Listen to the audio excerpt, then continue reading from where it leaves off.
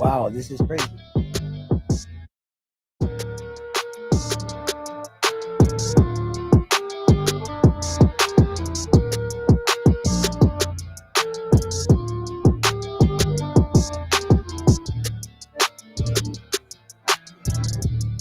What's up, fight fans? And we are back at it with another edition here at Round One Sports TV. I am your host, Edwin.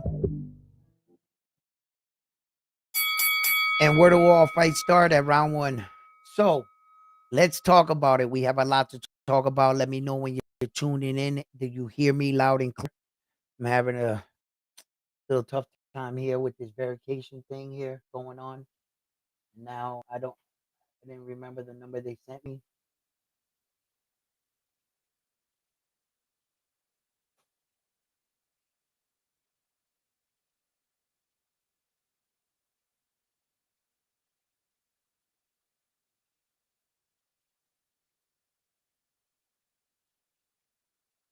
Now this is tough right here.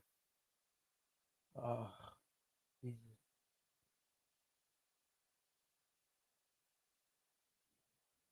All right, I got it up finally. Now I just gotta hear if I hear myself. Perfect.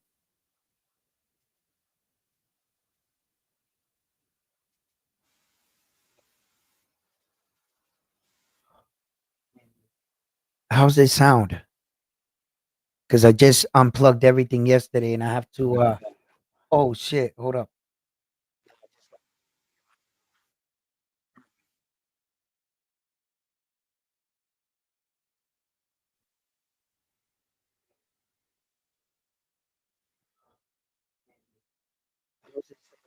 All right.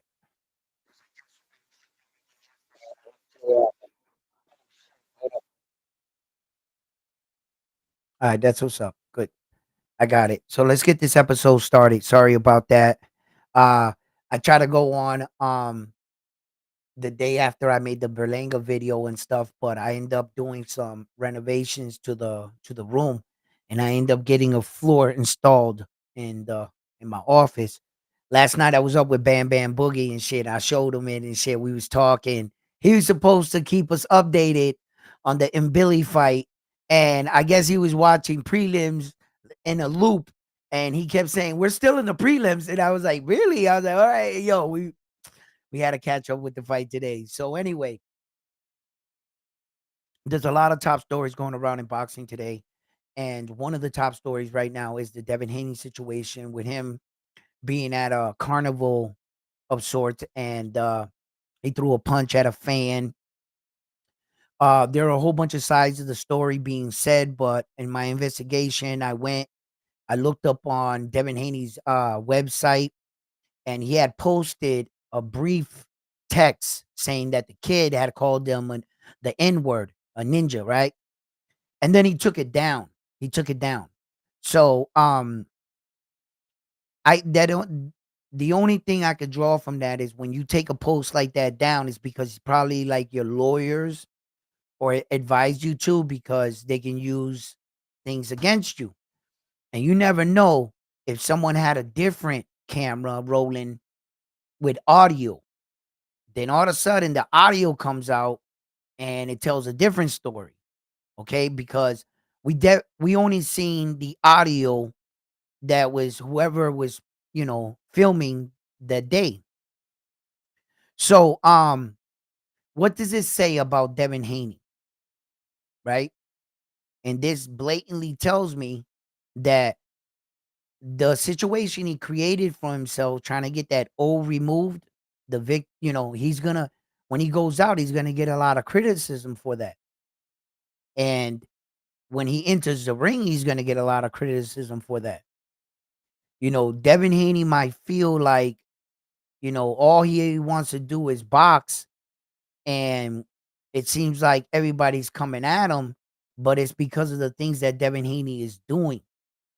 You know, um, if you were in Devin Haney's shoes, would you have petitioned to take the loss back, seeing that Ryan Garcia tested positive for PEs, right? And how far would you have gone? You know what I'm saying? So, what's up, Bam? How you doing? Late night last night, huh? Yo, how you been? Me and Ben was chopping it up all last night and shit. He was like, take your time. We really don't have to go on because as long as I didn't go on last night, he remains the Notre Dame champion of the world. You know what I mean? Here on the channel. And he didn't have to put the belt on the line. So Armando, how you doing, baby? Yo, there's not much to say about Devin Haney. He's about to get sued.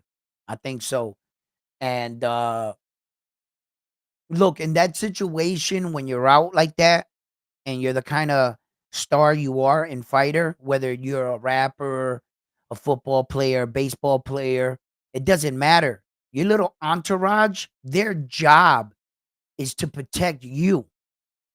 Their job basically is to protect the money. Basically, Devin Haney's the money, right? Just like any athlete in any sport, when you're out with them. So, what you're supposed to do is make sure that Devin Haney doesn't throw that punch. You're supposed to be like, nah, okay? And then if there is a situation escalates, get them away from the situation, put them in the car. And if they like coming at you, then that's when your boys confront the situation. If it's getting hostile, whatever, then y'all start throwing punches, right? But you don't start throwing punches while the person you're supposed to be protecting is still like right there. You're supposed to be on some service type shit where you got to get the star out of the. Devin was never supposed to throw that punch. If Devin Haney gets sued or Devin Haney goes to jail, there goes y'all money. Who are you guys gonna be rolling with? Devin Haney ain't gonna do nothing for y'all. So you gotta protect Devin Haney, right? So in that situation, whenever like you see like athletes out with their entourage, I've known that since the history of fucking entourages. They're supposed to protect the star singer, rapper, football player, you can't let them fuck up. If they fuck up, you're all done. The whole entourage is disassembled. But he's the fucking money. He's the star. He ain't supposed to be throwing punches. What kind of entourage do you have that you got to do your own work? Why the fuck have an entourage? You see what they did for Caleb Plant? Caleb Plant, some fucking random crazy fan, he decided, I'm gonna fuck Caleb Plant up. He probably drunk or whatever. And the fans came to his aid. You can't, they're like, bro, we want to see Caleb Plant box. We like Caleb Plant. We're not gonna allow you to fight him, Caleb Plant put in cuffs. There goes our star. The people came to his aid and his people. So, like, you're not supposed to let the star engage in shit like that. He was never supposed to do that. As soon as you saw whatever sparked Devin Haney's anger to throw that punch, you're not just being a superstar like that throwing punches for nothing. I don't believe that. You would have had to have said something to Devin Haney or did something to Devin Haney for him to throw that punch. Now, everybody wants to talk about, oh, he threw the punch, the dude didn't go down, he ain't got no punch. That's not, that's some dumb shit right there, right? Because they're judging the punch. Nah, judge the situation. Devin Haney could go to jail for that. And then his entourage, they fucking let it happen. And then homeboy went like toe to toe with the dude in the green. They were swinging punches for, whatever amount had happened or whatever, right? But still, you can't allow that to happen. So now Devin Haney's in a peculiar situation where that he might be getting sued. You're punching a fan like that in a carnival, like you're not supposed to be doing shit like that. And then when in today's era with all these cameras, and you should know how many athletes have got caught on cameras on elevator cameras, hallway cameras, somebody recording. There's always somebody recording. You gotta think about that shit. And you're not just anybody. You're Devin Haney, So that's a fucked up situation, man, in itself. Like he should have. It's just getting worse for the kid, getting worse and worse and worse. It's gonna be harder to get back the fans. But boxing, like I tell you, it's a bloody sport. If you bring the fans blood, highlight moments, knockouts, in due time, they'll love you again. There's been many athletes that have been behind the eight ball, put themselves in bad situations, and were able to win back the fans. People like Michael Vick, fighting dogs. A lot of people didn't like that, but he worked himself back. Everyone makes mistakes in this world.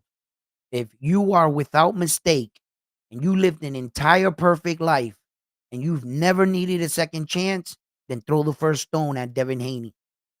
Other than that, he's just a man that's in a bad situation. He really is. It seems like every move he makes doesn't seem right. And even this move, I wasn't in agreement with him coming back only after 90 days. 3 months after that ass whooping with Ryan Garcia. You could say what you want with the P's, whatever. Okay. That does not matter. The beating he took, that's what matters. He took a beating in that ring. 3 months later, you're already talking about coming back. I get it. You want the fans back. You need to reestablish yourself, but technically, Devin Haney is still the champion in recess. If you want to be technical, and he could still fight for that belt for the WBC at 140. It's rumored he wanted to go up at 147. I'm not sure how official that is, but as you can see. So, look, man, Devin Haney, he's going to have to work out Devin Haney shit. I hope to see him back in the ring. I support all boxing. I'm not a fan of Devin Haney. I'm not a fan of no boxer. I cover boxing. And let's see whether he's the good guy or the villain. We've seen both parts. Let's see how he returns, how he jumps back.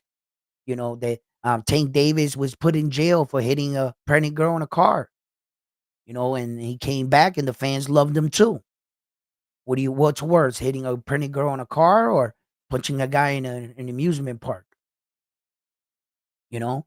So let's not sit here and point fingers and say, no, blah, blah, blah. Nah, we all got problems. We all got issues. And we just got to work out our problems. You feel me? So that's Devin Haney's situation. As far as the fight last night that I want to cover in Billy and Derevchek, Lomachenko, all the names kind of Lanko. And there's a lot of fucking D fighters at Chenko, right? So I was talking with Bam Bam last night, right? And like I had already shut down my boxing mind. I already shut it down for the night. He's asking me questions about it. I'm like, man, I don't really know that much about.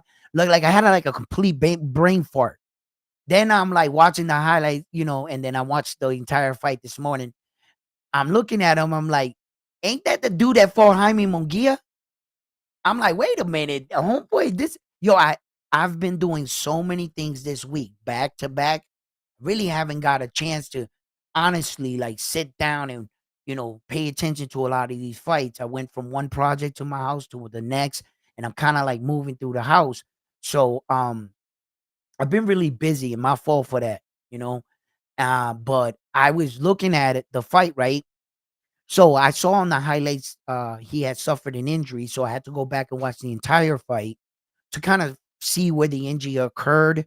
Where did in Billy's injury occurred? Because at the end of the fight, he was complaining about his shoulder. So it seems like both fighters suffered injuries. As for the fight itself, it was a good fight. And you can see where Derevchenko, like, he was fighting one round, like a couple rounds with like his bicep. I'm not sure if it got torn. It looked like it got torn because it started to ball up. And that's a bad sign.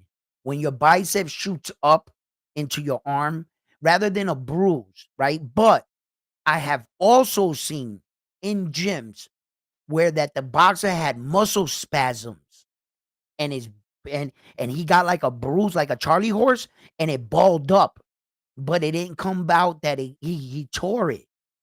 It was like a muscle contraction, like his muscle pulled up. I also seen that, and then that the we took the fighter to the hospital, the doctors, and they said it wasn't a tear.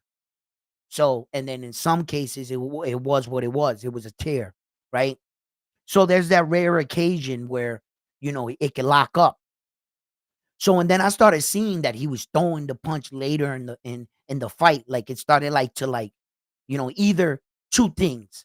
Either he was already, the pain was already like he was a you already were you were accustomed to the pain, and he was just throwing it because he needed to throw and Billy off. Like and Billy needed to know, wait a minute, he's not a one-arm bandit. He just hit me with that shot. I gotta be aware of that. See what I'm saying? So, like, but yeah, man. What's up, chat family? What's up? All right. How you doing, Jonathan? How you doing? Carlos, what's up? Bam Bam Boogie, Armando Nieves, what's up, man? How you guys doing? And Billy is a warrior, bro. Straight warrior. Bit down on the mouthpiece. Not 1 second in that fight that I look into Dervichek's eyes, he didn't want out. He wanted to stay in the fight, try to win the fight. The entire fight, Dervichek was in the fight trying to win. He never wanted out. And Billy, man, looks strong and shit, but let me ask you guys a question real quick before we further break down this fight, right? Do you think that any of those two men in the ring last night would give Saul Canelo Alvarez a better fight than Edgar Berlanga? I would like to know your opinion. Yes or no? Just simple yes or no. Do you think Billy or Derevchenko would have given Saul Canelo Alvarez the way they're looking on that night, right there, a better fight, in your opinion? Now, you have to also think about this, right? Jaime Munguia beat Derevchenko, right? What's this saying? And then the other day, it was like I was talking with not arguing, but talking with uh a fight fan and shit, right? And they said to me, "Yo, at least we got the Edgar Berlanga fight because they had to pick between two fighters for Saul Canelo Alvarez." And I'm sitting there and I'm listening to him and I'm like, "What?" And he's like, "Well, Saul picked the better of the two fighters, and Edgar Berlanga, the other guy, the Russian Ukrainian guy, a lot of people don't know him, but at least in America and a Puerto Rican Mexican rivalry, it would have been a better fight." I'm listening to his reasoning, and I'm saying in the back of my mind, does this guy not know that neither of these guys are what we wanted? He was like, out of the two guys, this is the one. I'm no, where's David the Monster Benavidez? That's the fight we want. That's the number one guy. All of a sudden, there's a new number one guy in the WBC. But wait a minute, wasn't David the Monster Benavidez the number one guy in the WBC? Because now he moved up. Now what they doing? They just announced a new number one contender in Billy. I'm like, well, good luck with that in Billy. Because if David the Monster Benavidez from the WBC ranking couldn't get that fight, get in line, take a ticket, sit down. You'll be here for a while. So, what does this all mean? Is David the Monster Benavidez still a 168 pounder? Is he going back? Is he staying at 175? And remember, let's just remember why all these things are taking place in boxing right now, right before your eyes. It's all caused because of one fighter, Saul Canelo Alvarez. He's a Nazi with those belts. He fights up, down, everywhere else. And then when it comes to defending his own division, he fights not the guys we believe he should be fighting. I mean, he is beating, you know, some of the top guys, he is, but not just the one that we know. And it seems like he hasn't given David the Monster Benavidez a shot back at his belt. Because let's just remember, that's David the Monster Benavidez belt that Saul Canelo Alvarez has had on his waist for 3 years. That's not Saul's belt. It never has been and never will be in my book. That WBC world title, that Saul Canelo, I don't give a fuck if he fights 100 men. I don't give a fuck if he fights the top everybody until he beats the original champion that owned that belt, that never lost it in the ring. They stripped him of the belt because of outside drug use to David the Monster Benavidez. And I get it. I understand that's not Saul Canelo Alvarez's fault. But you don't publicly, this is where it is his fault. You do not publicly come out. David the Monster Benavidez was the WBC world champion at 168 pounds once upon a time. He gets stripped before he gets stripped for his belt. He offers Saul Canelo Alvarez a fight to unify for the belts. Saul said, I don't fight Mexican and I'm not interested in your belt. Publicly. Okay? We have receipts. Saul said, I don't want to fight you for your belt. I don't need your belt. And walked off. That month, David the Monster Benavidez was stripped and notified from the WBC because of his outside recreational drug use that they stripped him from the belt. The minute they stripped him for that belt, Saul Canelo Alvarez's next fight, they moved up a guy away to fight him that wasn't even qualified to fight for that WBC world title in the first place. So the guy that Saul Canelo Alvarez beat, which for the vacant belt, wasn't even in that division. He wins the WBC world title, and then David the Monster Benavidez says, I thought you said you didn't need my belt. You came in like a fucking snake, slithered in, got the WBC to sanction the fight, and you fought for my vacant belt. No one's ever beat me for that belt. Why don't you give me a shot back at my belt? Be a real man, Saul, and fight me. And here we are, present day. He still has the belt around his waist, and that's not his belt. That's my opinion, and I'm sticking to it. I don't care what Saul says. I don't care what he does.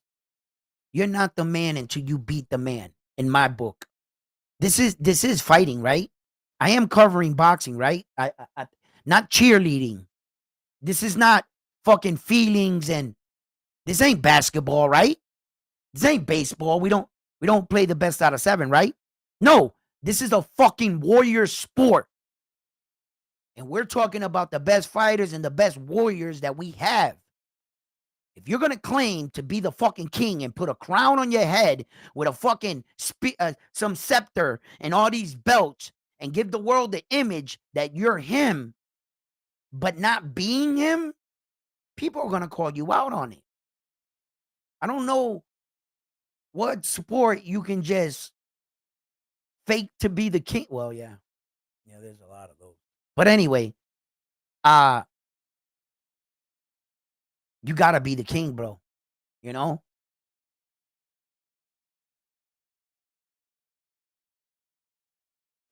If you're Berlanga, should you not take the opportunity to get the bag and the belt? You should take the opportunity 100% now that you're here. You went on and asked and called for this fight. 100% get the bag. Berlanga, but there's a way to do that. There's a way to do that. And you have to be honest with yourself, Bam Bam, right? Check this out. There's no way I would have turned down that Saul Canelo Alvarez fight, whether I was ready or not. I would have fucking did exactly what Berlinga's in there for, but you gotta understand, right? What we're thinking about, like the OGs and shit, right? That we know the ins and outs of fighting, right? We know that everybody wants the Saul Canelo lottery fight. Everybody wants it, right? But not everybody's ready for it. Okay. I think Berlanga, just like a lot of fighters, Caleb Plant, and the list goes on, right? We're asking for the fight, and he fucked around and got it. He fucked around and got the fight. So by doing so, now he's here. If Berlanga loses, he can still get the love of the fans if he gives a good account of himself. If he goes in there, gets the bag, and gets the money, he could still win the hearts and minds of the fan if he goes out there and fucking fights his heart out. 100%. If we go out there and we see this shit, you know what that means, right? If you're just thinking the knockdown, then you don't know what that means. But if you know, you know. This fight in this picture in particular solidifies, right? Signifies. That beat the shit out of me right there, right? Right? The moment that the world believes that he took a dive. Yeah. Muhammad Ali was actually telling him when he was doing this pose, get up. I barely hit you. And he knew that he took a dive in this fight for the money. The mob, he was tied in real bad with the mob and shit. And the whole world knew he took a dive in that fight, bro. Yeah. And this picture became famous, in the moment because of what it looked like. But yeah, I think he took a dive. The whole world thinks he took a dive. Yeah. It was just some bullshit. So if Berlanga goes out there and does some dumb shit like that for a paycheck, will you guys back him up? If you could just see it and you're just like, this motherfucker Berlanga ain't doing shit. He's just getting an ass whoop. Blah, blah, blah. He's in there for. At the end of the fight, would you be happy? And that's what I mean by these fighters sometimes got to earn their way. You know what I'm saying? We see them come up and we support them as we see their level of dedication and them winning also as well, representing you and shit. So look, he's here now. There's no getting out of this. You know what I'm saying? September 14th, we're about to see Edgar Berlanga against Saul Canelo Alvarez. And who do you got in the fight? And why? And I, you're right. Here at Round One Sports Talk, you can come in and state your comment and give your opinion on the fight because I made a safe platform where we could all talk about it. There's no right or wrong answers here. This is a boxing channel. You can come in and you can share with everybody else in the chat and talk about it. Give me your opinion. Ain't nobody gonna attack you here or nothing. We'll kick anybody out, bro. All right. I got sheriffs. I'm lurking in here for that reason. You know what I'm saying? So it's like you can come and give me your opinion. Let me know what you think. And if anybody wants to hop on, as a matter of fact, right? We just gonna throw down the live stream right there in the side. If you want to hop on and turn on your mic and your camera, and you got anything on your chest you want to get off, hop on the channel. We'll talk about it. And if you think you have a valid point and you want to share with the world, you know, that that's what we have this boxing to educate each other. You know, uh, so we have Jared Henderson. Wait, hurt. Jared Hurt. How do you say his name? Man, he used to be in the fucking mix, bro, all the time, and he kind of like fell off after those losses.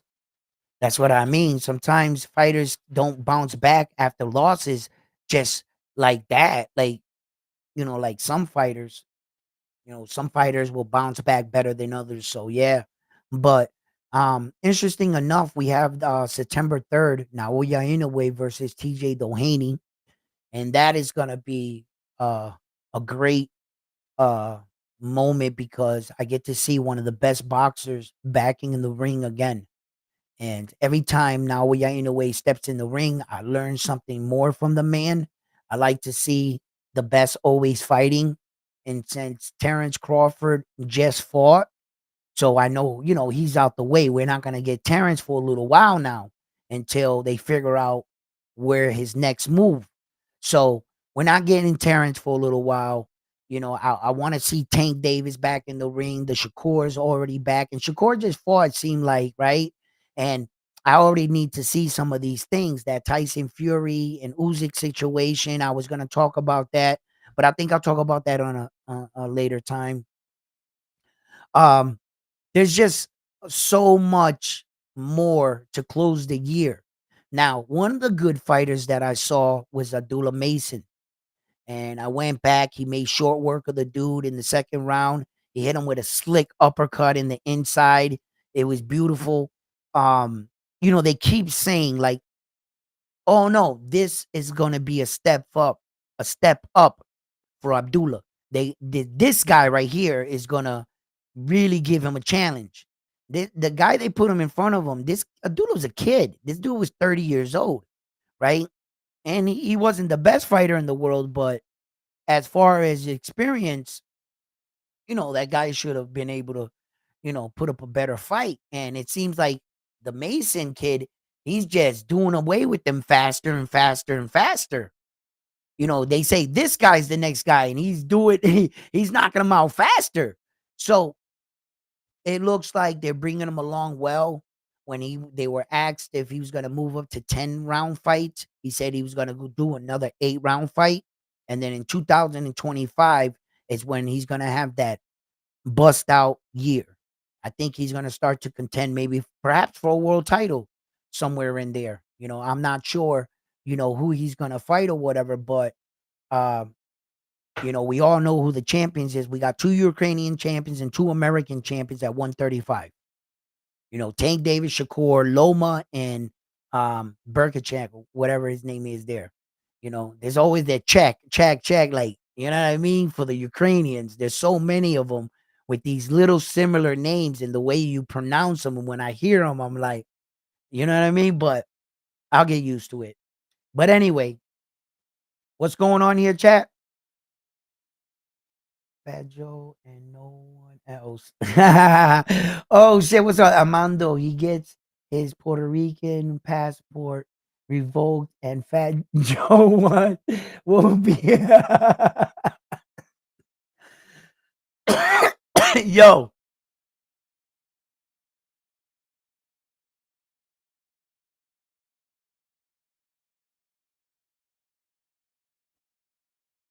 versus Camboza. That wouldn't be a bad fight, right? That wouldn't be a bad fight. I think he beats Camboza. Camboza. I think he beats him. Damn, if he loses, if he was to fight like how many fights in a row would that be? No, he had a win because he did win the WBO title, George Camboza. He barely pulled that off. He came off the 2 losses with Devin, won that belt, lost to Lomachenko, and then he would be going. Yeah, his career will probably be done fighting Abdullah Mason, George Camboza, but he doesn't got that much time left anyway, does he? I don't know. I don't know if he could be champion again. I'm not sure about that. But that would be a good fight. It would be a good test for the young kid. A former world champion, unified world champion under your name, that would definitely, yeah, I could see that. Yeah, I could see that. Yeah. What else, guys? He was a cab driver, a taxi driver. He fought, but Abdullah Mason's a baby. He's also still green. He's only a top prospect. He's not even a contender yet in the sport of boxing. Abdullah Mason. So technically, he's a tough cab driver. Abdullah Mason he's a tough cab driver right now. If you try to stiff him on the bill, he's getting out the cab, bro. You might have a problem.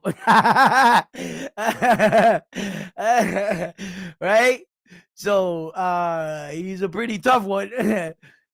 So there the kid that they put in front of him is actually a bit more experienced than Abdullah Mason as far as competition.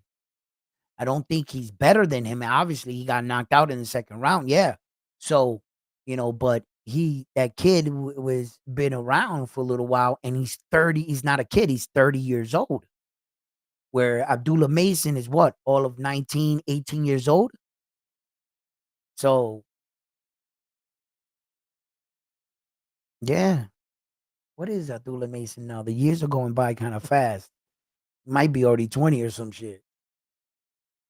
I forgot what he is. Nah, he's young as shit, bro. His face looks like a baby face still. He's gotta be like 19, 20. That's it. That's all I give him.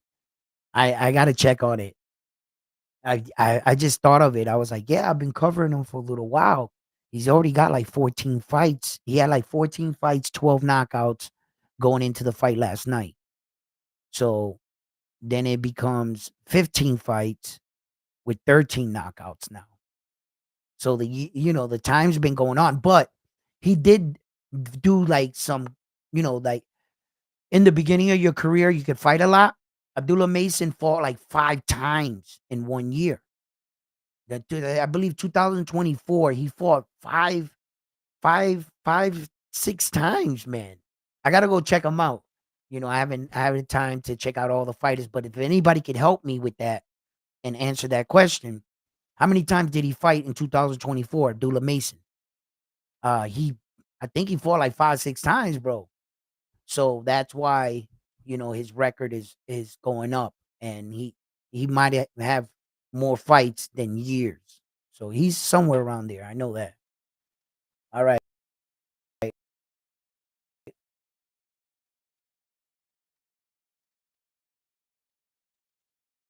That would be a big test. You don't think you don't know if top rank sink or swim, baby. You can't be coddled in this sport all the time. Sometimes you gotta take chances with your fighter. You gotta take a chance, bro. You know what I'm saying? Naoya Inoue was 19 years old when he went for his first world title. And he fought a very dangerous opponent for that belt.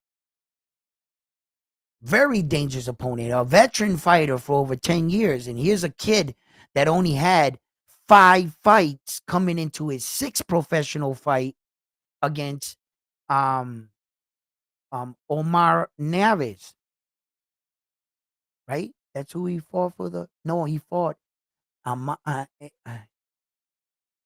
Hernandez. He fought Adrian Hernandez for his first world title. My bag. Yeah, sometimes I get the moments mixed up. But he fought Adrian Hernandez first. And Adrian Hernandez was a veteran, bro. For a 19-year-old kid with 5 fights, bro. 5 fights. There's no way that dude thought some kid with 5 fights was gonna beat him like that. So Abdullah Mason, sometimes you gotta sink or swim. You gotta take a chance. Putting him against George Camboza, you know, Top Rank one might want to cash out on George Camboza too. Cash out on him. And what you can do is pass the torch. You don't got that many more fights with George Camboza anywhere where he's gonna sell out where? In Australia? He's not even the biggest Australian superstar. So I mean, he tried to make his way with those 3 belts, but he quickly lost them. He never really took off. Never really took off. So for Abdullah Mason, that would be an interesting fight. I think it would be a good test. I think it would be a good test. But I think Abdullah Mason fights real good on the outside too. He's real lengthy. Uh, he knows distance, timing. He's real fast. Um, I think that Abdullah Mason would fight George Kamboza actually better than Devin Haney did. Devin Haney, he just secured the victory. He saw that his jab was better, his 1-2 was better, his in and out movement was better, and that's all he needed to win the fight. That's all he did. He secured the victory. I see. The second fight, he took a little bit more chances and gave him a better ass whooping, but it was basically the same fight. You know, Devin was just a little bit more confident in the second fight. But the first fight, all he needed to do was secure the victory.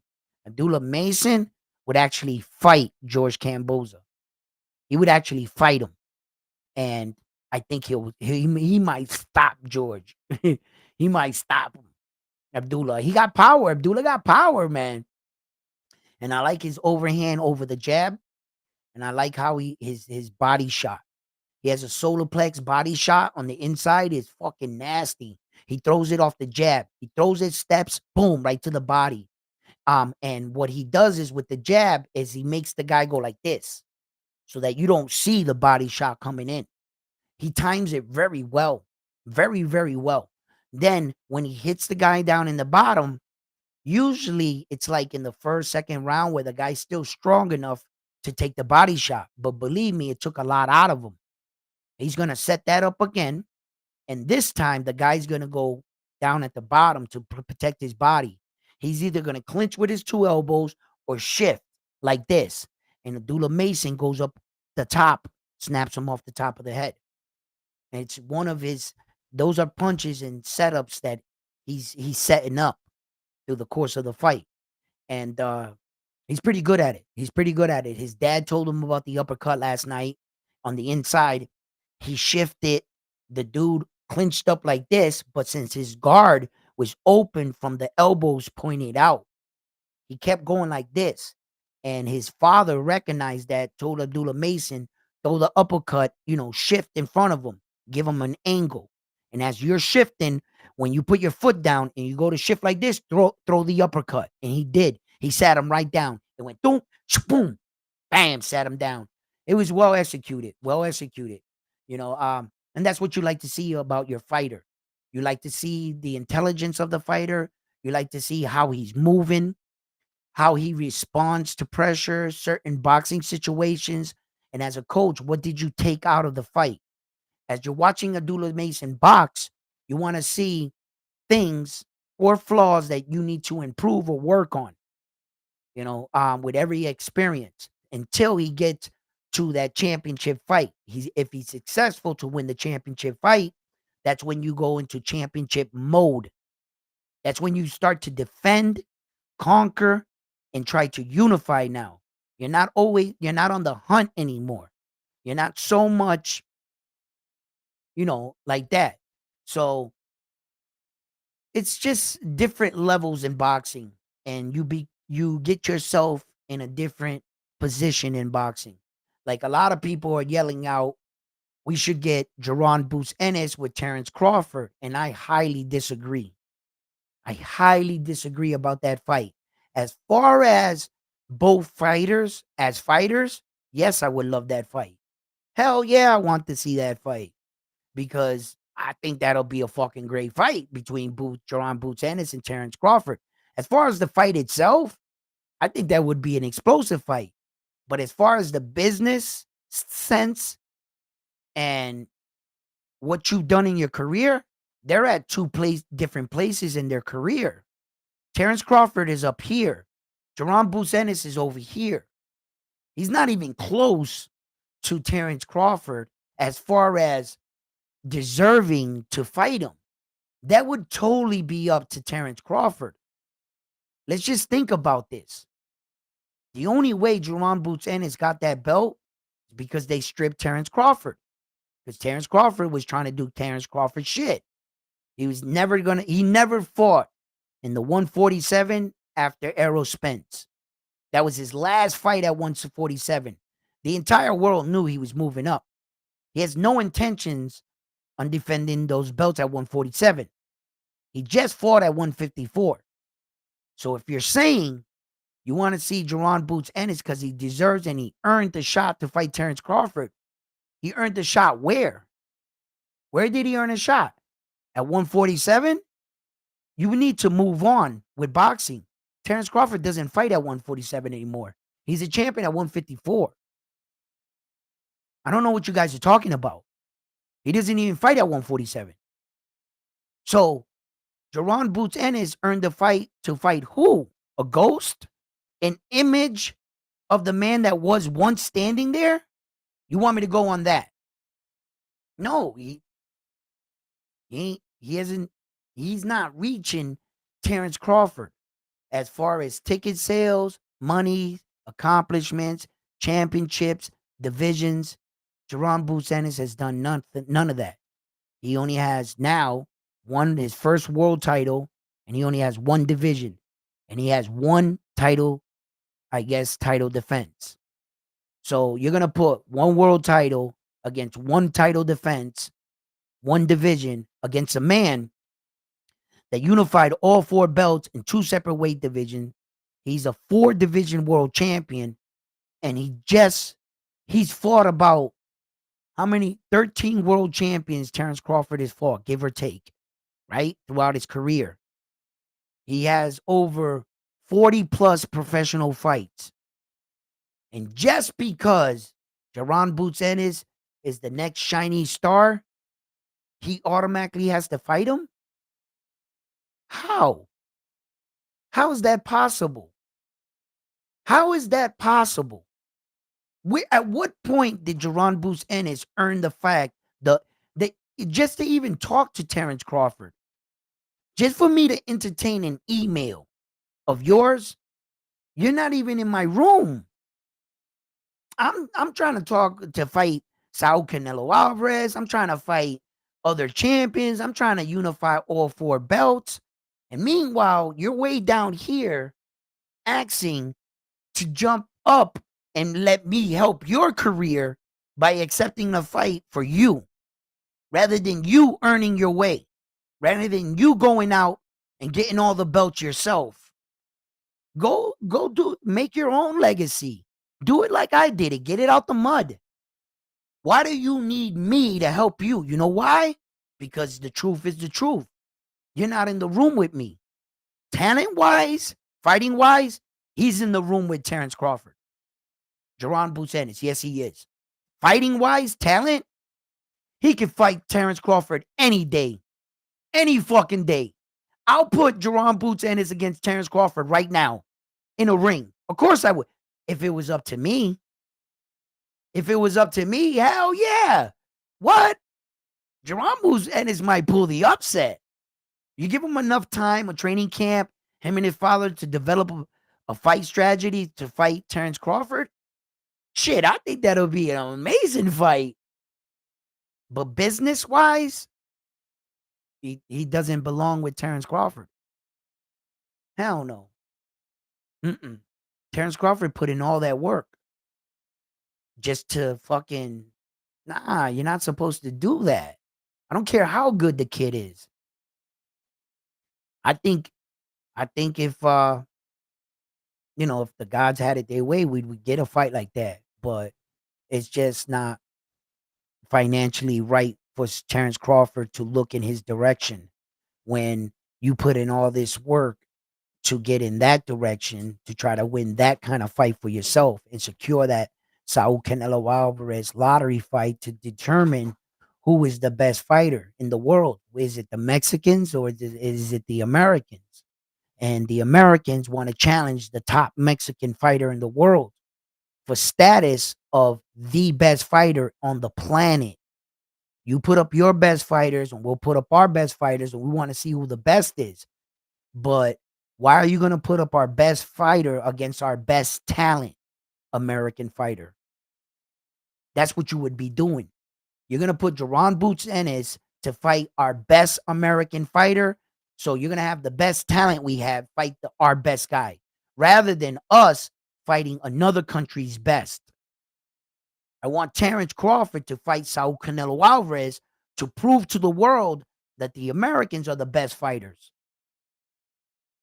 You see? And that's how that goes. That's competition. That's competition. I don't want fucking us taking out us for that these guys could reign supreme. Saul's gonna end up sliding out the back door, not tasting defeat.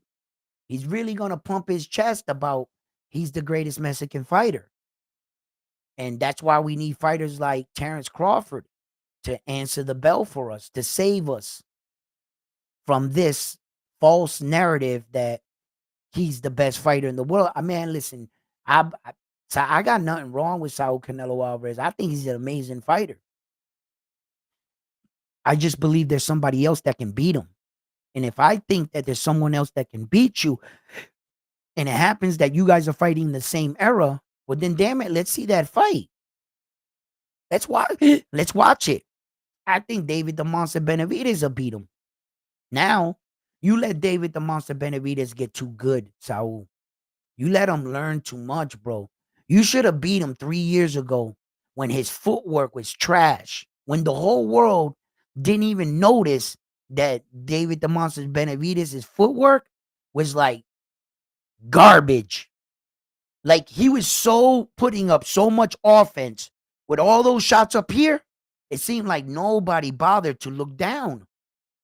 If I dare you, after this video, go watch David the Monster Benavidez' highlights in the early of his career when he did have the WBC world title and just before he got that belt. Like 2 fights before. Anywhere you could, any video you want. You're going to notice one thing. You're going to go, oh shit. Yo, his footwork was garbage. He was dragging his back foot with him. Step, drag, crossing his feet in the middle of the ring. Standing like a T, like a square. Both feet were even multiple times in fights. Yo, his footwork was, top-notch garbage. David the Monster Benavidez. His footwork. And now his footwork is getting way better. Now he's more comfortable under his feet. He's got even like a little bounce in his step now. Saul should have beat him then. I think he fucked up, bro. I think he's fucking up. With every fight and every experience you're giving David the Monster Benavidez, I think it's going to get worse for Saul Canelo Alvarez. He's not getting any younger, neither. He's not getting any younger. You know, I think Saul Canelo Alvarez forgot more shit about boxing than he knows. But I think it also plays into the fact with right timing, right place. And I think Saul should have beat him way back then. Had Saul beat him way back then, he would already be out the rematch. No, I already whooped his ass.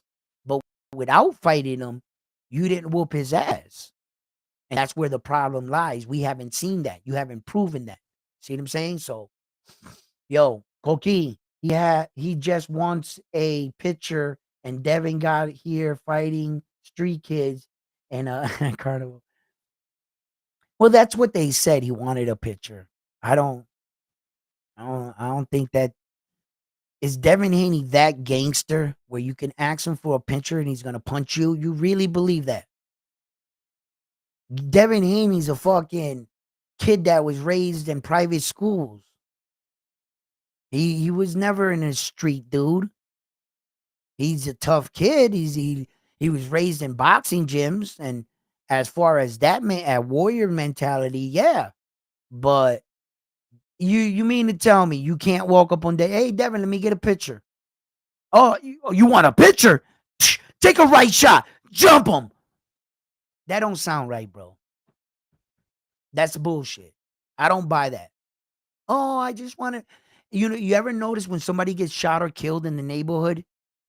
The moment he gets shot or killed, he was a good kid. He was a good kid. Meanwhile, he's got all gang signs tattooed on his neck, Bloods, Crips, whatever.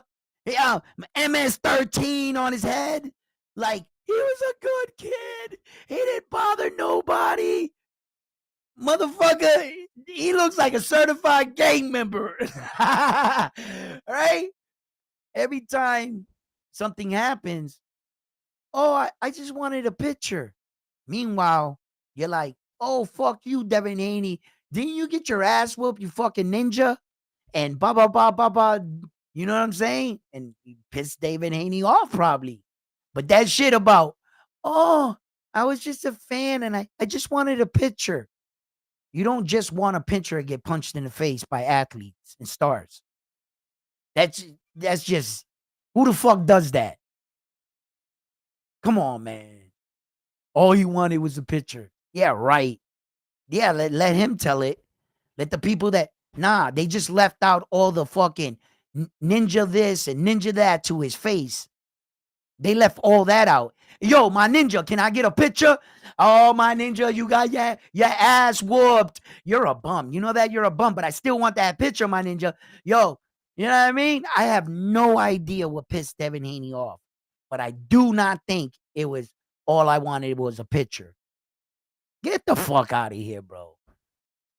If you was a fan, I would as much as Devin Haney needs the fans and the supportive people, anybody would have asked me for my picture. I'd have been like, yeah, let's take it. So that you could see that I'm out and about giving fans pictures. That's what you want to do.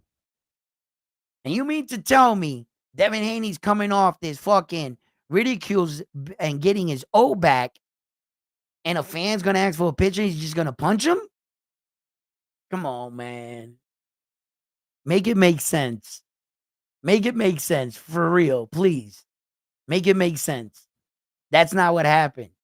Devin Haney's always going to get criticism because people are going to say, bro, you're not undefeated. You're not undefeated, bro. You lost. Straight up. You got your ass whooped. PEs aside or not, doesn't matter. You got rocked. And if we're all keeping it 100, a lot of these fights happen on PEs, and people beat people on PEs all the time. The PEs don't fight for you. Might make you strong. They don't fight for you. They don't fight for you. Nah. You got to throw the punches still, don't you? You got to still throw a sequence. You might, I don't know. And the PE that Ryan got caught for, the Austrian, it allows you to keep your muscle mass, your like muscles and shit. But since muscles don't win a fight, I fought big dudes too. And he came off, took off his shirt, and he started flexing. And I asked him, I had to ask him, are you going to try to bench me? Are you trying to curl me? And he looked confused. This is a real life situation. This actually happened. This is not no made up shit, by the way. The real life shit. I actually told a dude that took off his shirt and was going to try to fight me. He was big as shit. And I asked him, I said, are you going to try to bench me or curl me? And he looked confused. He's, I'm going to whoop your ass. I was like, well, unless you can fight, all that muscle and flexing shit, that muscles, that don't mean nothing. Not to me. I'm a fighter. If you're not going to bench me or curl me, then put that shit away. Put your hands up. You're not getting out of this ass whooping. I let him know that. And I proceeded to whoop his ass.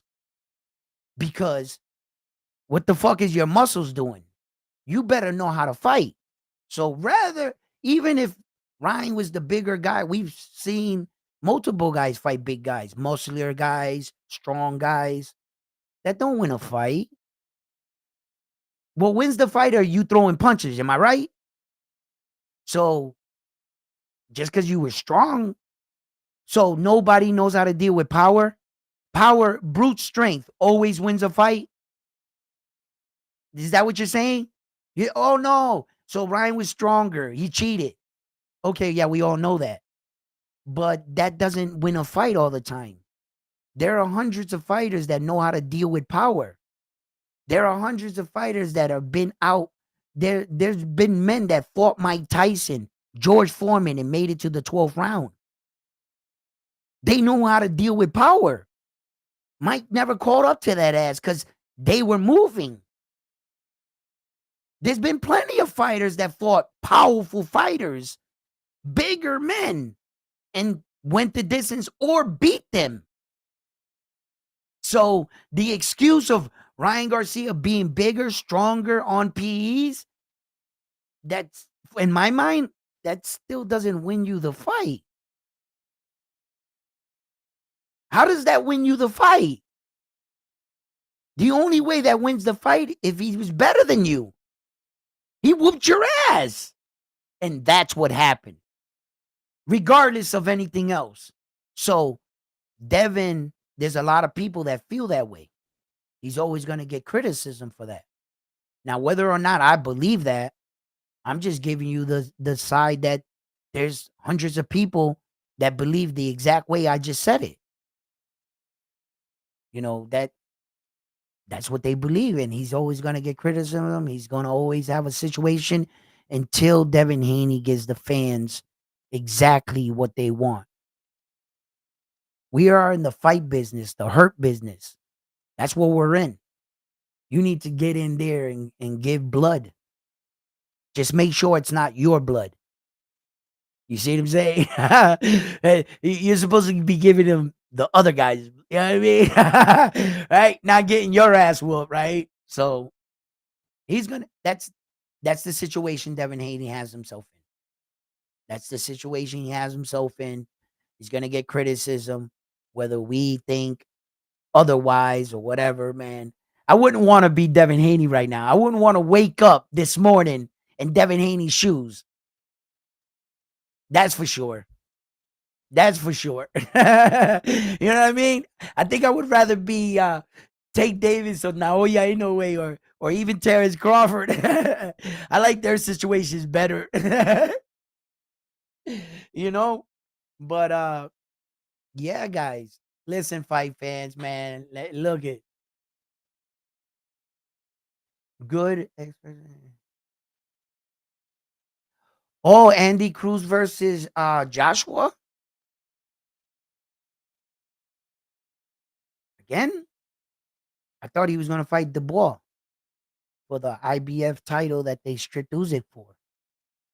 Joshua versus Dubois. First, he gets the belt from Dubois, and then Joshua's gonna try to hit that rematch with Usyk. The fucking what is it? The third fight and shit. Because Joshua wants them belts back. I'm not sure if he could do it. I think Usyk got his number. I think Usyk knows Joshua a little bit too well by this time. Uh, the only thing I think that would change in that fight, that Joshua would surprise him with a big shot. You know what I mean? Some shit like that. But let's see what happens. Eddie Hearn won't give.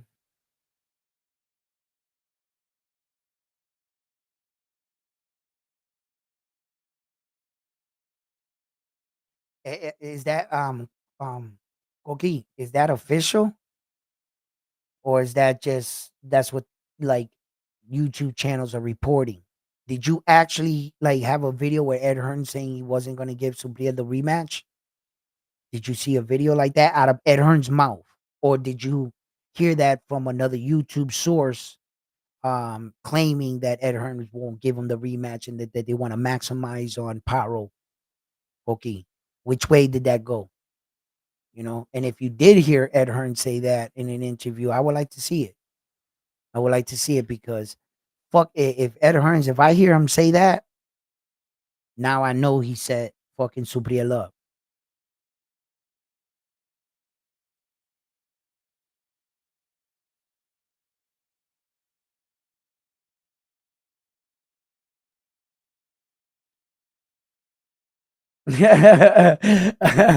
Yo, Bam Bam, you crazy. I was talking about a boxer with muscles and a boxer that looks like he lives in a taco truck. Listen.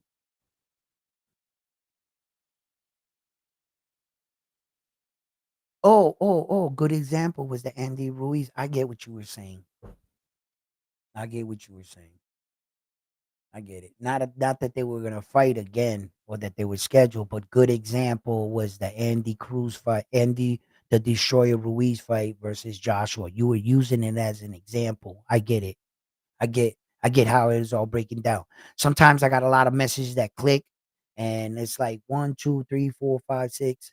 Like round six, I could see at the time, and then the other ones like kind of disappear. So I'll kind of like catch your conversations a little off sometimes. So sometimes if you see that, you're like, "No, Edwin," you're probably sitting at home like, "No, Edwin," like, "No, I didn't mean it that way."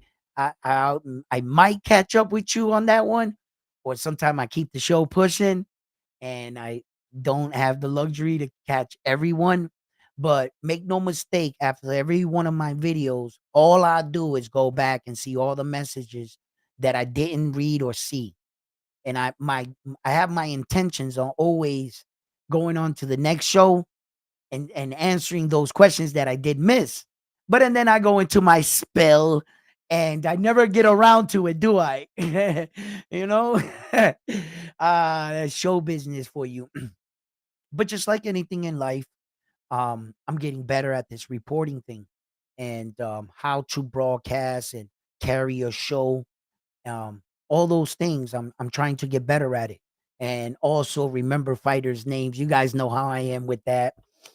And I believe that I'm coming around. I'm coming around and I'm really starting to like lock this in a little bit more. I feel more comfortable talking about the sport and everything like that. And I try to do my due diligence, with all my worldly life going on around me as well. And Bam Bam always knocking at my door, talk about he wants the Notre Dame's belt. And I'm just like, you're not gonna have it long enough to mail it to you.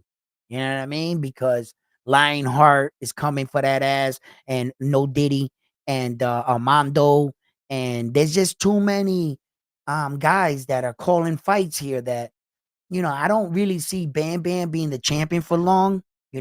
Bam Bam's jab is kind of weak. You know what I'm saying? he gets hit a lot in the early rounds. Armando really bites down on the mouthpiece and wants to come forward and knock you out. Lionheart, he's just that patient guy with Ghost Rider. So we got a lot of good opponents, a lot of worthy opponents for that Notre Dame's title. Yeah, yeah. In fact, so, Bam Bam, we're coming for that belt. We're coming for that belt. You ain't going to have that belt much longer. You know what I'm saying? You're not holding on to the belt around here. Yo. What did he say? Yo. You know what I mean? Because I'm telling you right now, I here at Round One Sports Talk. You know what I mean? Another one. I'm coming for another one. I need that belt back. You know what I mean? So, Armando, you know what I mean? Bam Bam was talking it up last night with me. We were on a live chat and I was putting the floor in. He was keeping me, you know, me and him, we were talking and shit. I was is making the time go by. He said if I wasn't gonna go on live, we was talking and Bam Bam was kind of beating his chest about how he's the champion and you know, so we're gonna have to like, oh shit, he's facts. Look at Bam Bam.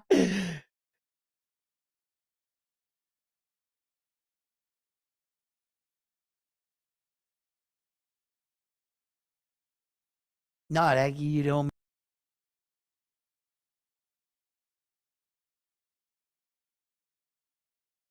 As a, how long would it take you to get back in shape, fighting shape? It would take you 3 to 4 months to get you back in fighting shape. From day one, it would take 120 days, about 4 months, to get into really good fighting shape. To get your now, depending if you like you said, a former fighter, there are a lot of things you won't have to learn. You can get right into it.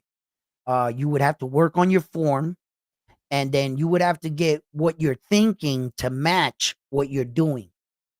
A lot of people think just because they fight like a ninja in their head that that's the way the fight's going to go. What they also don't think about is after they throw their first 4 or 5 punches and they take a deep breath, they realize that's called conditioning. you're out of shape. You throw one, two, three, four punches, and all of a sudden you're a little huffing and puffing, depending how young you are, how much more fight. Because when I was younger, I didn't have to train it like that. I could fight on the drop of a dime, like boop, beep, beep, let's get it. Right. Then you start to realize how many years you're not in shape. As you're younger, as a young man, a kid, why do you think they got those playgrounds outside of your school? When you're a kid, when you're 5, 6 years old, monkey bars, swings, so that you guys can burn energy and you're constantly working out. You don't even know it. Every time your friend calls you, you're running to your friend. Hey, hey, what'd you say? You're constantly working out as a child. As a young man, you might not know it, but you're either running over here, doing this, you're still flexing. As you age, you sit in a chair more. You're not running around as much. And then you realize one day, you know how to fight. Yeah, you might once knew how to fight. But when you get up to throw you're gonna realize you're gonna be like, oh shit. You're gonna feel like you're in quicksand. So to get into fight shape, it would take about 3 months to get like into fighting shape. To get in top peak shape, there's no telling. There's no telling. Uh could take about a year, somewhere in between there. Uh there's a difference between being in shape and being in fighting shape. There's there's two different things. 4 months will definitely get you in enough fighting shape, boxing shape, to take on like an amateur fight, someone that's on your level. Yeah. But you're not going to get off your couch, train for 4 months, and fight the world champion if you're thinking that way. I wouldn't suggest that. I don't think that's going to work out too good for you. But if you was to take 4 months and train and fight against a guy on your level, on, like, he's starting off too, then that would be even.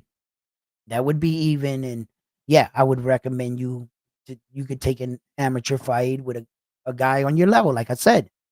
But don't think you're gonna take 4 months and become a world champion just because you boxed one time in your life.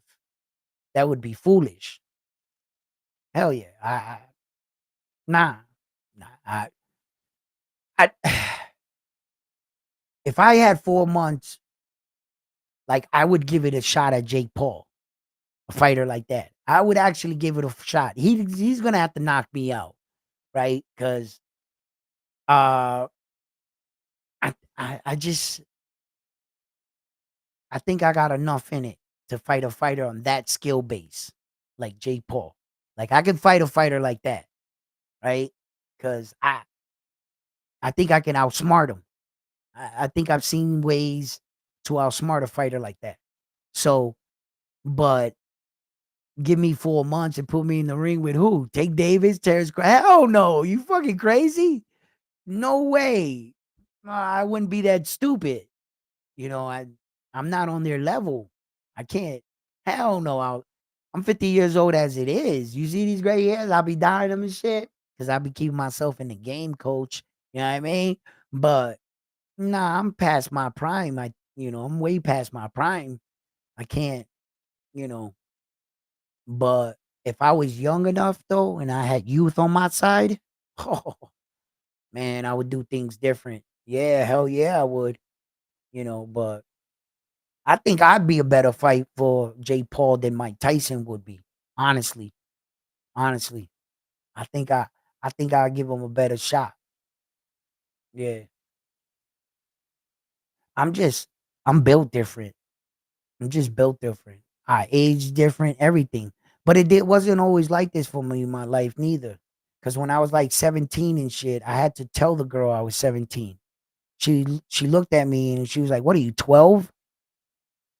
I didn't grow a beard until I was 21. And it wasn't even a real beard. It was some fake ass couple curls. But I actually seen it and I was like, oh shit. I was 21 years old. Like, it took a long time for me to like look my age in a lot of points in my life. So in the beginning, it really didn't work out for me. Like all the girls always thought I was mad younger.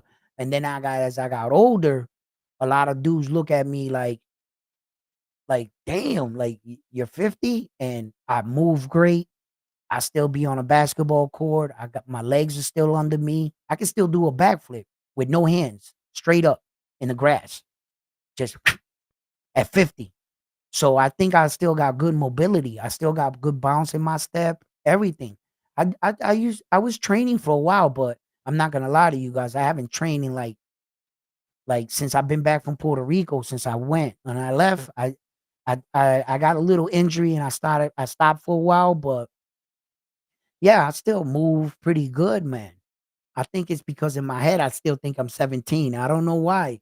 I never really left 17 in my head. Yeah, I always view myself like that. I have no idea why I do that. But maybe it's good for my soul. I don't know. I don't know. I don't know. We are all built different. We age differently. Everything. Yeah. So see what's up.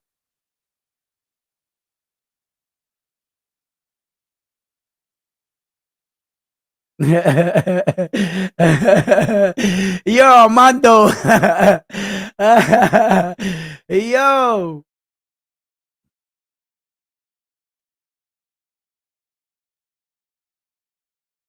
Is it normal for a fighter to take 60 to 90 days rest after a fight and add 90 days of training to get into fighting shape? Okay, depending on what your situation is. Were you a fighter that has a history? Did you come up to amateurs like that? Did you have years of training under your belt, under like you? Meaning, is your body conditioned to fight so that if you took 30 days off, 60 days off? Because typically after 2 months, you start to lose what you were gaining. It's 2 months. 60 days is what breaks the human body back down out of shock. It's 60 days. That's all it takes. So, how far away are you going from your training? The further you go, you're going to need that exact same time to go back. Why do fighters think that they can walk 2 miles into the woods and they think that they could turn around in only 10 minutes, walk out of the woods? You can't do that. You're going to have to walk 2 miles back. If you took 60 days off, 90 days off, you're going to need 90 days back of training. You can't train in 2 weeks and make your body snap back to what you took off in 90 days. It doesn't work that way. That's the biggest mistake in boxing. I call it the champion's curse. People don't understand the difference between being in shape and your body falling out of shock. They don't understand that. People think because you get back to the gym and in 2 weeks you're doing the sets and reps you were when you left a year ago. Just because you're doing the same reps and running the same miles doesn't mean that you're in peak shape. What about your eye to eye coordination? What about your footwork and your hand speed and your brain all functioning as one unit? That you trained it to be there. You think that that shit just snaps back like that? Hell no. What Errol Spence Jr. found out against Terrence Crawford, he couldn't adjust to the speed of Terrence Crawford. But I tell you what, that wasn't the fastest guy Errol Spencer fought. Terrence Crawford was not the fastest guy he fought, and he couldn't adjust to his speed. Why? So much time out of the ring. Yeah, you might have been in shape, but you weren't in boxing shape. To adjust to speeds, to know when to move, all that comes with preparation, conditioning. Yeah, that's just like when you get a big strong guy with all these muscles and he can outbench you, but he's not in better shape than you. Nah, he's trained and conditioned for a certain type of shapeness. All his muscles are tight, bubbled. you're not going to be able to bench more than him, right? But you're in a different kind of shape. You're in fighter shape. That's a way. And like when a jogger, he runs 28 miles, he prepares to get into jogger shape, that guy's going to outrun you. He can't outfight you. You're not going to be able to last against a marathon runner, sprinter. No, he's going to leave you back there. But he's in better shape than you. But can he whoop you in a fight? No. So there's different kinds of levels of being in shape. And sometimes fighters confuse that. They think because they could run 28 miles that they're in boxing shape. No, you're not. They think because they could do the same amount of reps as the guy that's a professional boxer, they're in boxing shape. No, you're not. To be in boxing shape, that's a whole different ball game. And that's what I mean. You're not just going to be, that's why with every fight, that's why with every, as you're coming up, you fight guys on your competition, on your level, and you start to work your way up with every fight. Abdullah Mason was good off the rip. That doesn't mean he deserved to fight or you should have put him in with a world champion right away. No, he has to get into real boxing pro shape. And even though he looks that good, why isn't he ready if, according to you, you can just get back at the 90 days, 60 days and already be at the top, ready to fight pro athletes? Don't work that way. First, you got to get in shape. You got to get in boxing shape. Then you got to sharpen your skills. That's a process. And that's a process that a lot of fighters have a mixed construed perception of it. You know what I'm saying? Yeah. And like my Bam Bam, that's what's up, brother. Salute. Like Bam Bam knows we talked about this. Bam Bam talked to me about this, and we were in an agreement that sometimes fighters are rushed along and sometimes fighters are drinking too much of their own Kool-Aid. You know? They're not on the same level. There's levels to this, you know, and there's certain levels, and yeah, but to answer Bam's question, and like I just said, there's levels to this. Bam, like you or any other fighter or anyone in the world that starts off and you start off at that level, that's a start. That's a fucking start. And as long as you recognize you're on that level, then you're at the top of your level. I can't judge you for level 10 when you're at level 1. But if you're the best level 1, you're on the top of your game. Now let's go to level 2. See what I'm saying? You could be the best at level 2, top of your game. I'm not judging you to fight fucking Saul Canelo Alvarez. I'm judging you for what you are. And if you're on level 1 and you're a top level 1, then that's where you need to be. And that's you start to move like that. You know what I'm saying? Yeah. And there's nothing wrong with being a level 1. Everyone has to start where? In round 1. You know what I mean? So yeah.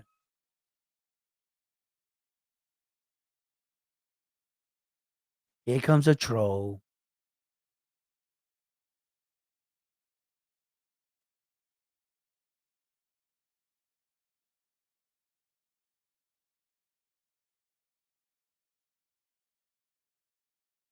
Yo, shots fired. Armando. Yo, you know what I'm saying? Bam Bam's holding on to that belt. He's like a belt Nazi right now. He doesn't. He does. Hey, he even asked me. He even asked me last night. You know what I'm saying? Does he have to put the belt on the line, or can he wants to send a contract to Armando, but Armando's ducking him and he's not showing up to the fight? Yo, Bam.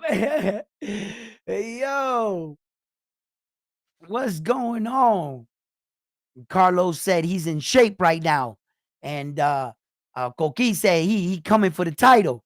So, yo, Bam, man, you know what I'm saying? You might have to do a press conference or something. Let the people know. Hey, yo.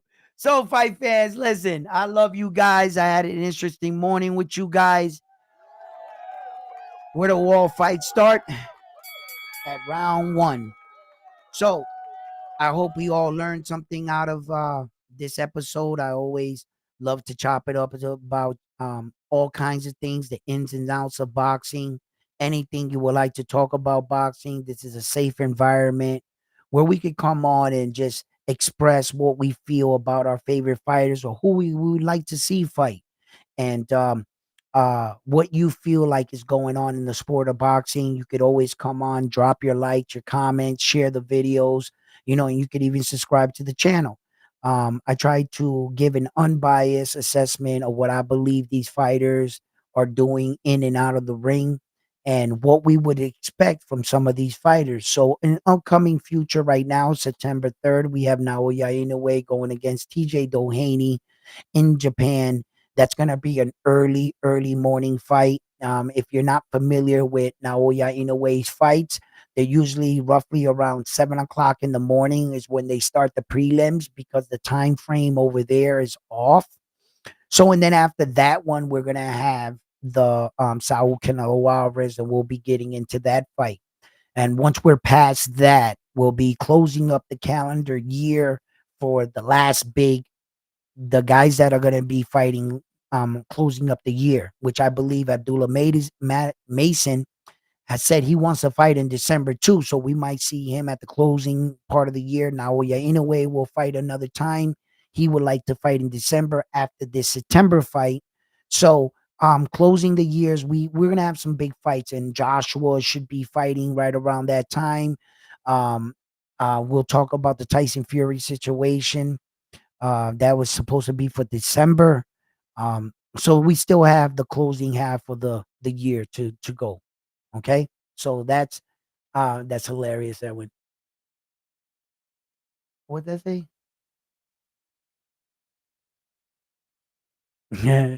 Yo, Armando. Hey, listen, Armando wants the belt back, and Lionheart wants it back too. Ghost Rider, he says send the contract. Bam, bam, send the contract. Armando says send the contract. Right? He ain't seen no contract. You know what I mean? Armando says right now that Bam Bam's ducking him. You know what I mean? He's ducking him. I don't know. Is Bam Bam a duck or not? You guys let it be known. Armando, put a little duck in the bottom there. Is Bam Bam ducking everybody? You know what I'm saying? Did he purposely stall me last night so that I didn't go in the Jugum Bill by in Billy fight? I think Bam Bam was distracting me. He didn't want to go on and put the belt on the line, guys. So hey, listen, it is what it is. I think Bam Bam's ducking everybody. We're gonna have to Bam, you're gonna have to send the contract. Yo, hold on, guys. Hold on. I'm gonna be going off anyway. Hold on.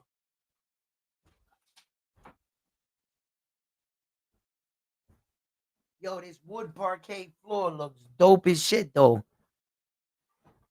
Yo, my floor is dope, man. That shit came out nasty. I mean, it's not the best work in the world, but I did it, man. Look at, hold on. Let's see if y'all can see it. Oh, look at the floor. That shit is top. That shit took me a long time, bro. But I did it. I did it. I did it. Yo, so fight fans, listen, thank you for tuning in.